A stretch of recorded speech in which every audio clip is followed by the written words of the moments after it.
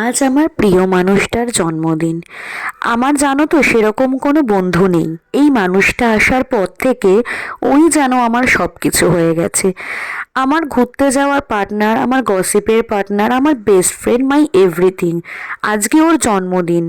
আর ওর থেকে এই স্পেশাল দিনে আমি এক্সাইটেড থাকি কিভাবে ওকে কি কি করে খুশি করব। জানো তো এতগুলো বছর কাটিয়ে ফেললাম মানুষটার সাথে, কোনোদিনও দেখলাম না মানুষটার মধ্যে কোনো চাওয়া পাওয়া রয়েছে। তুমি যেভাবে দেবে মানুষটা সেভাবেই খুশি হয়, না কোনো আশা না কোনো আকাঙ্ক্ষা।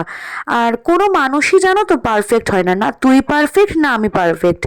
জানা অজানায় তুই আমায় অনেক কষ্ট দিয়েছিস, আমিও তোকে অনেক কষ্ট দিয়েছি, কিন্তু আমার চোখের জল মোছানোর জন্য আমার তোকেই চাই। আমি তোর সাথে কতটা হ্যাপি থাকি সেটা তুই ছাড়া আর কেউ বুঝবে না। আর তুই আমায় কতটা ভালোবাসিস তার প্রমাণ আমি বারংবার পেয়েছি। তুই আমার জন্য সমস্ত কিছু করতে পারিস। জানো তো জীবনে একটা জিনিস বুঝতে শিখেছি, তোমার লাইফ পার্টনার বা হাজবেন্ড যদি ভালো হয় না, তাহলে পৃথিবীটা অনেক বেশি সুন্দর হয়ে যায়।